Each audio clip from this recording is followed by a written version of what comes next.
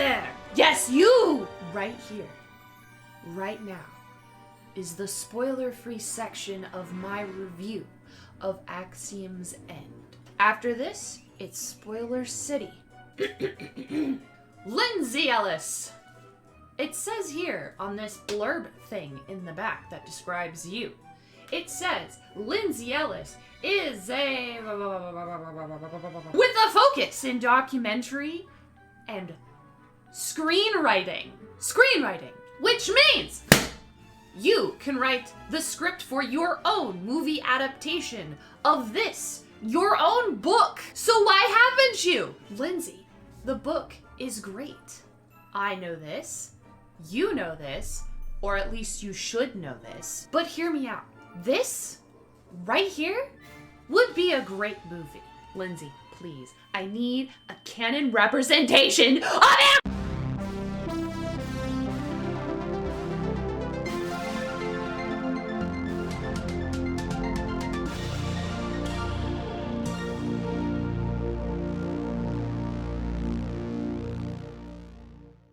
Friends, enemies, colleagues, students, adults, and children. It is I, your cryptid mother here. And I am back at it again with my first video of 2021 talking about whatever the hell I want to talk about. And today, we are going to be talking about this, Axiom's End by Lindsay Ellis. From this point on, there's going to be spoilers. If you don't want to be spoiled, you better leave now, because the point of no return is rapidly approaching us. You can't stop the inevitable. You already know my opinion of this book. It's great. Now go read it. Please, you have to go now before it is too late. Aliens are space anime dinosaurs with a taste for genocide! Axiom's End is roughly about first contact with aliens in 2007. Bush is president, and I forgot he was a president. If you know Lindsay Ellis, that's great. But let's go ahead and catch everyone else up on who she is. And by who she is, I mean who she is to me. Lindsay Ellis has an illustrious past on the internet. It is very interesting, and it is very prolific. But we're going to ignore all of it, and instead talk about how she's important to me. Because I am important, I only have so much time before you get bored, and I'm paying someone to caption this. 2 years ago, I was perusing YouTube, as one tends to do when they're bored. And I came across a video titled, Dear Stephanie Meyer, and on the thumbnail it said, I'm sorry. So I promptly ignored that video because I held a special hatred for Twilight in my heart. One Ruthie character arc later, I noticed that other YouTubers that I frequently watch were referencing this Dear Stephanie Meyer video. So I went ahead and watched it. And then I proceeded to watch most of her videos at once because I have no chill. If you haven't watched that video, I highly recommend it. But if you don't want to watch that video, TLDW, it is a video about apologizing to Stephanie Meyer for being so vitriolic, and then explaining how Twilight got an unnecessary amount of hate because society hates girls, especially teenaged ones. And society also hates their interests with such an intensity that it could bring literal empires to their knees. Fast forward a bit in time, and Lindsay Ellis tells us about the process of getting a novel published and letting us know that she is indeed publishing a book in the middle of a pandemic. I think she mentioned in a video that her book's success depends on how successful pre-sales for the book is. So I promptly pre-ordered it and proceeded to forget about it until it showed up on my door. And then I shoved it into a box and I moved states. Then, finally, as I was unpacking, I uncovered my copy of Axiom's End on December 13th, 2020. I proceeded to read the entire book by December 14th, 2020, because I have no chill. And now here we are, the part of the video where I loosely describe the events of the book and give you my internal commentary. Look, Ma, I'm a real YouTuber. I'm doing what real YouTubers do.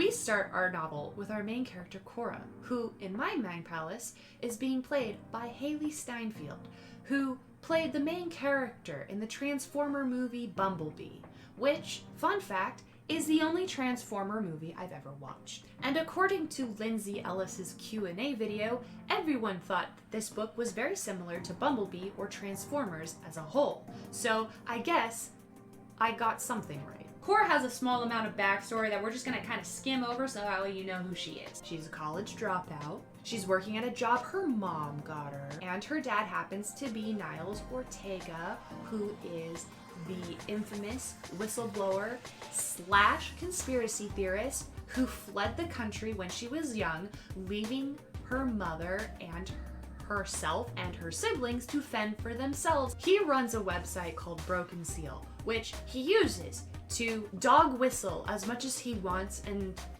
host a little truther cult. Turns out aliens are real and Daddy Dear is correct, but that doesn't matter because Niles is a narcissistic motherfucker. He is very famous, and Cora spends a lot of mental energy trying to forget that he even exists, and so will I. With that little bit of backstory out of our way, we can start our story.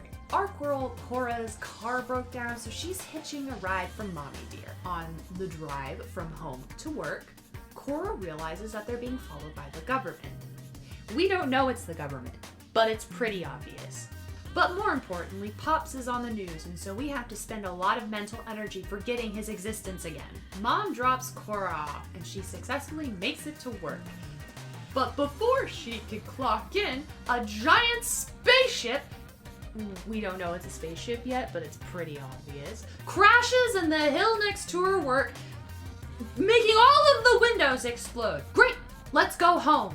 By the way, a month earlier, an asteroid, which happens to be a spaceship, crashed on this same hill, the same spot, so aliens are very accurate. So we make it home successfully and with less government agents than the first time, and we see Cora's aunt Luciana playing video games on the couch. Luciana used to be some sort of agent. I think it's CIA, but honestly, I don't remember. What is important is that she was on a project studying the aliens that have come to Earth. Niles is her brother, and when he dog whistled that aliens were real, or something to that effect, everyone blamed her for the leak, but she swears up and down that she definitely did not leak anything to her brother. We haven't been proven right or wrong about that, but who cares because Auntie gave us a burner phone.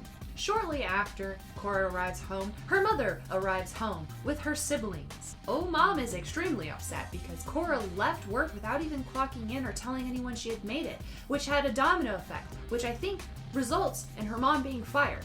I don't remember exactly if that is correct, but that's what I'm going with. Anyway, the CIA is here to let us know that we definitely shouldn't be talking to Niles Ortega, or they will arrest us. Cora has a letter from her father that the CIA doesn't know about. Thanks, Agent Soul. We're definitely going to be seeing you later in this novel. Luciana also leaves because she has a secret HQ to get to. It's nighttime now, and guess what, guys? We're being robbed by aliens! Because of course we are! It is just one alien, though. His name is Ampersand, and we're really gonna end up liking him later, but we don't know that now. Moving on. In Ampersand's rummaging, one of the doggos gets out, and courageous Cora decides to go on after the doggo. Don't worry, none of the doggos die or are harmed in this novel. Thank you, Lindsay Ellis. It's actually not all that hard to find a pooch, but do you want to know what is very hard? Running away from the CIA because they are here, taking the family under arrest. And we are running straight into a swamp. Cora contacts Auntie on our wonderful new burner phone, and Auntie sends us a ride who drives a white van. We're escaping in that white van later. And now Cora is at Auntie's super secret HQ. Look! It's Ampersand! Over there! What are you doing, buddy? Please stop. No, you're not supposed to just put communication devices in our ears without our consent. Wait, Ampersand! This is kidnapping! Ampersand kidnaps us, and puts a communication device in our ear that also acts as a slight mind control device. And then has us try to rob Google. Yes, Google. But it backfires because Cora's got a strong noggin and a very rebellious spirit.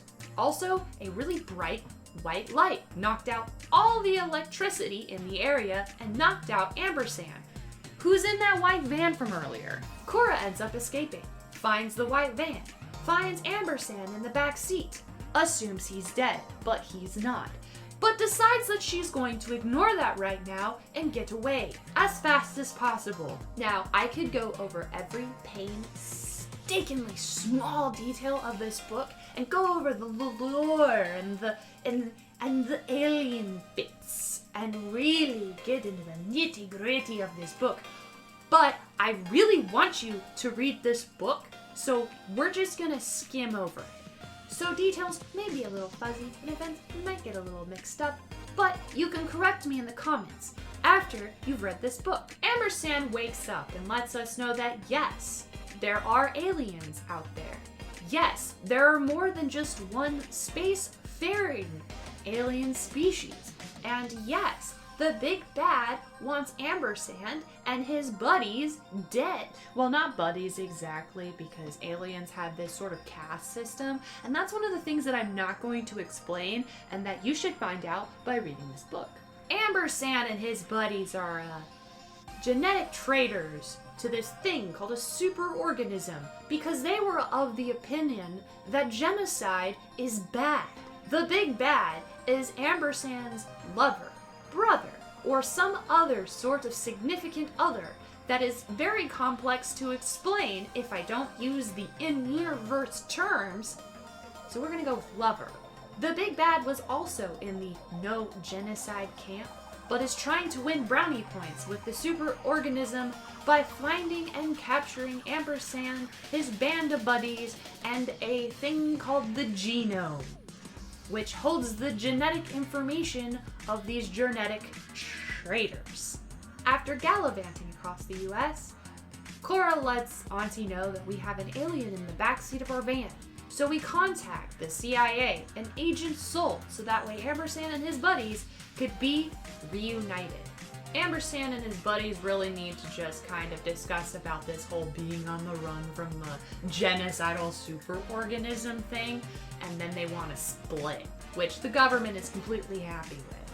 But what the government is not happy with is Ampersand designating Cora as the only translator between the aliens and the humans. Ampersand and crew need a few days to collect their things, including the thing called the genome, which by the way is a baby alien. We don't know that yet, but we will, and it's not actually that obvious this time. And get on their spaceship and go far, far away into the distance, hoping not to bring any superorganism focus onto Earth itself. Also, don't get attached to the genome. Just don't. In those few days, we make a tablet that pretty much translates the extremely weird alien language for plot reasons. We also get closer and fall in love with Ampersand because we all love a good 2000s romance. And then we find out that the superorganism, despite Ampersand and crew escaping as far away as possible, will likely come to Earth and sterilize it. Sterilization means genocide. That's not cool. The last thing makes Cora a little upset, so she goes out of the bunker for a little breath of fresh air at the most inconvenient time, because here is the big bad. He creates that beam of light and knocks out Ampersand and crew. But don't worry, Agent Soul has the genome, which is the baby alien, and we are on the run from the big bad. Don't worry though, after a couple of chase scenes later, we most definitely get captured by the big bad.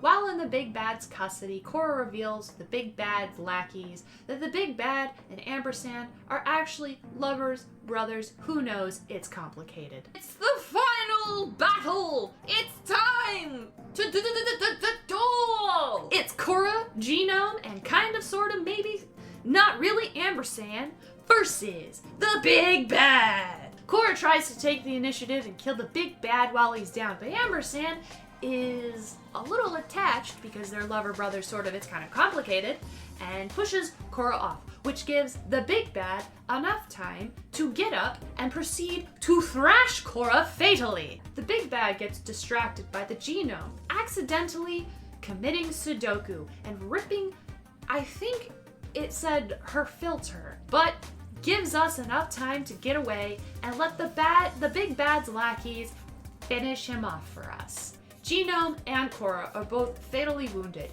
but Ampersand has to choose between the genome, which is the future of his people, or Korra.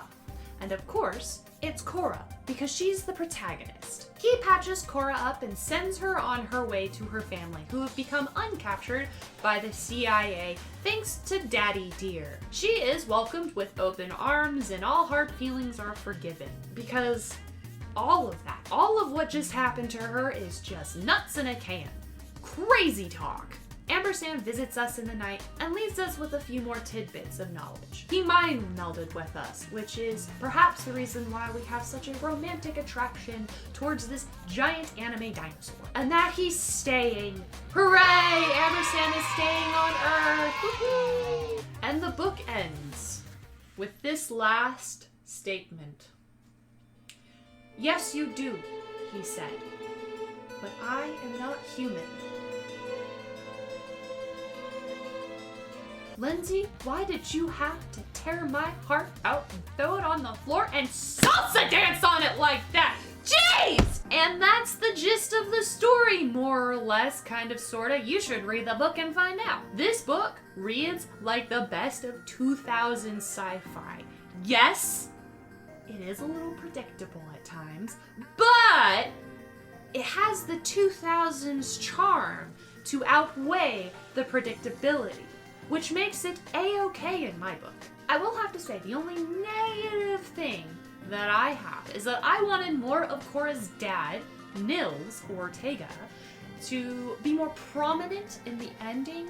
I was expecting a final stinger with Niles coming up to us and being like, "Hello, daughter dear, it is me, Daddy Dear, here to ruin your life." But it's okay, because we have sequels coming up in the future. Speaking of the upcoming sequels to Axiom's End, the publisher has bought 2 more novels, so 3 novels in total.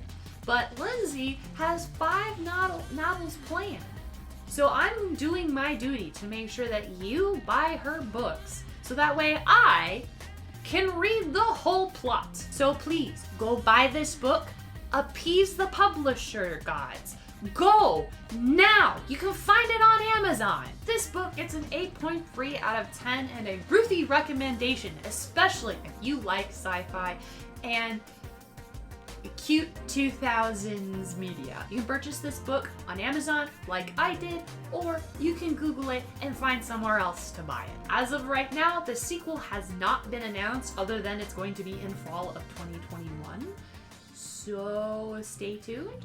And I'll have you know, I'm pre-ordering the sequel the moment I can. And this time, I won't wait a couple of months to read it. I'll actually read it when I get it. Oh boy. I've read about 3 books in 2020. Servant of the Bones by Anne Rice, Frankenstein by Mary Shelley, and Axiom's End by our girl Lindsay Ellis. And Axiom's End takes the #1 spot. I enjoyed reading Axiom's End leagues. It was so much higher on my list. So high! And I don't even normally read science fiction. I don't normally read, but I am changing that. I will be reading more. And the next book on my list is Fall by Neil Stevenson. I have no idea when I'm gonna get this honkin' chonkin' book read, but there will be a video to accompany it. That is all from me today. Thank you so much to PikaDevil for captioning this video. Thank you. And also thanks to my Patreons. Their support means the entire world to me. If you wish to support my endeavors, please consider throwing money at me via Patreon. However, if you do not have the monies to spare, consider checking out all of my other social media. The link tree is probably down below, if I haven't forgotten to put it in the description. Here's a heart just for you. Save for later, use right now. I don't care. It's your heart. You do you. And I will see you. Wherever on the internet, I see you next. Later, nerds. Wow, I've never used a script before. That was so fucking difficult!